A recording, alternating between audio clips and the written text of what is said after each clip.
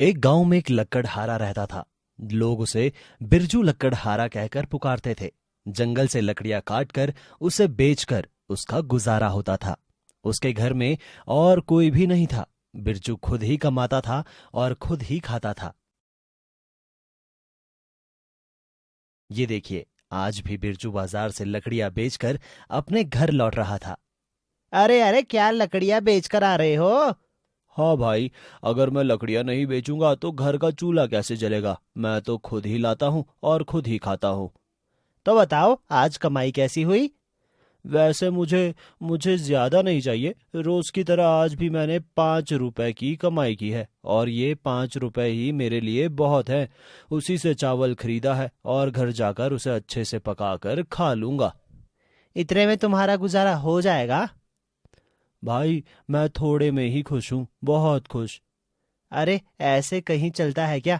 जीवन में थोड़ी बचत भी करनी पड़ती है। कुछ भी कहा नहीं जा सकता। ना जाने कब कौन सी मुसीबत आन पड़े।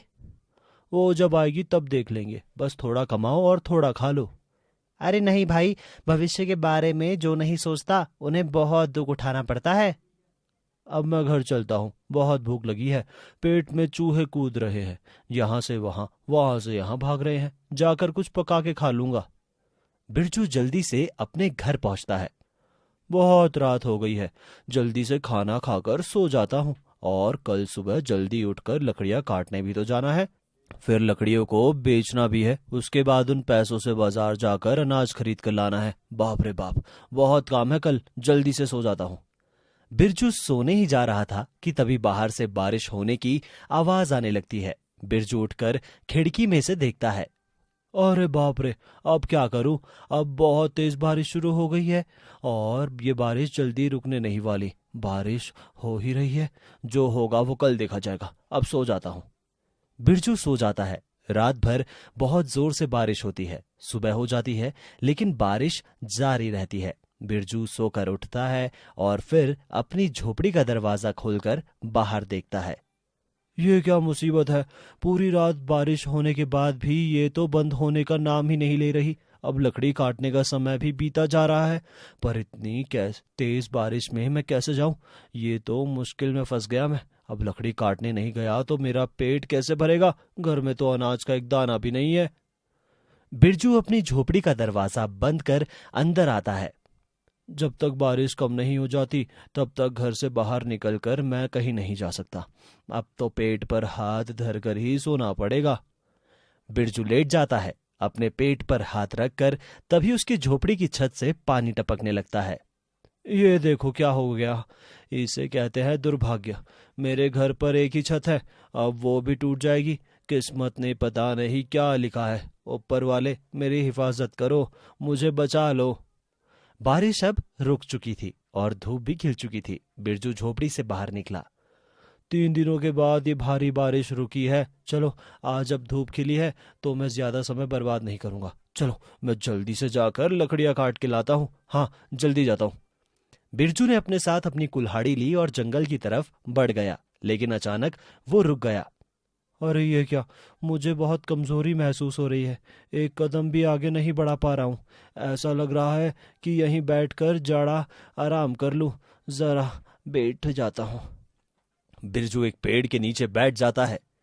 अरे नहीं, मैं ये क्या कर रहा हूँ। अगर बैठा रहा तो लकड़ियां कब काटूंगा। बिरजू उठकर जंगल की तरफ चल पड़ता है। ये सब मेरी किस्मत का खेल है। कब से मैं ढूंढ रहा हूँ, कोई भी सूखा पेड़ नहीं मिल रहा। पर यहाँ आसपास पेड़ ही नहीं है सूखे।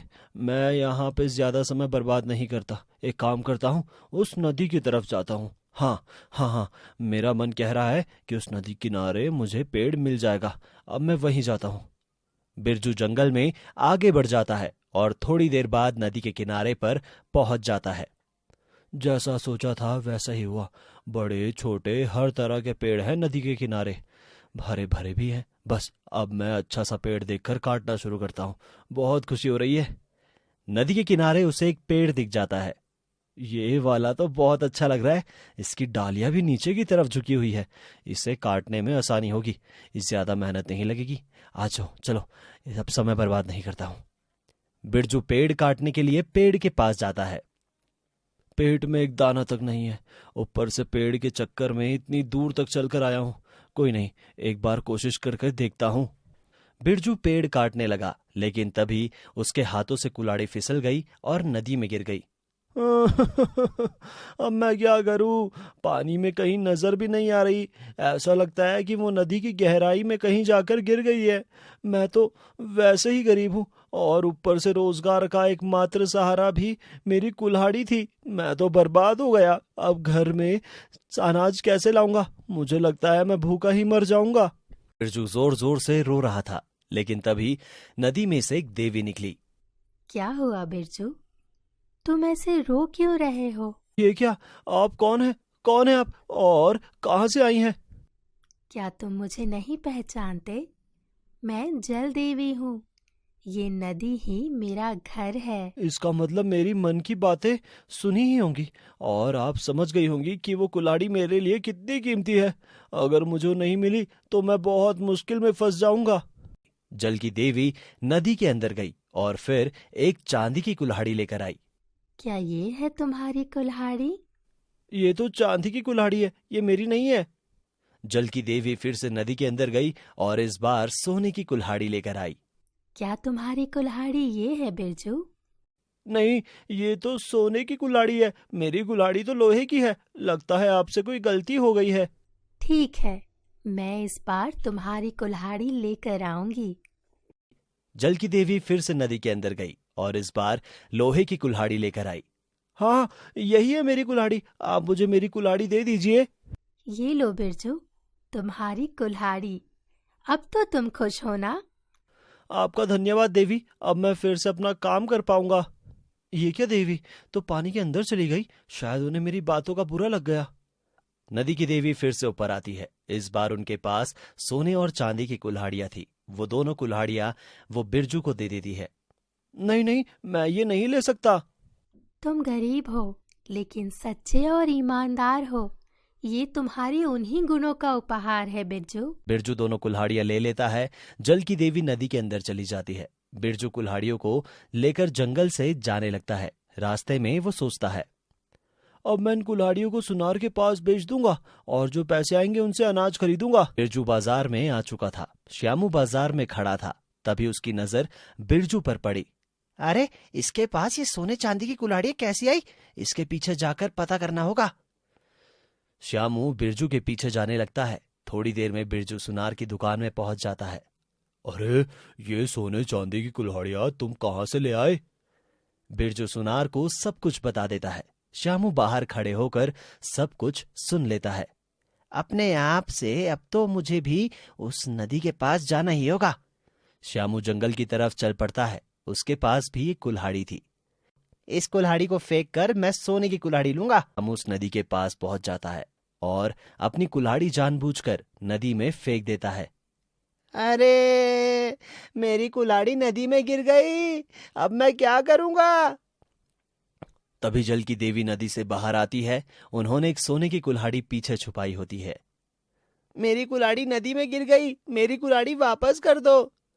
देवी उसे सोने की कुल्हाड़ी देते हुए कहती है, क्या तुम्हारी कुल्हाड़ी ये है? हाँ, यही है मेरी कुल्हाड़ी। तुम झूठ बोल रहे हो।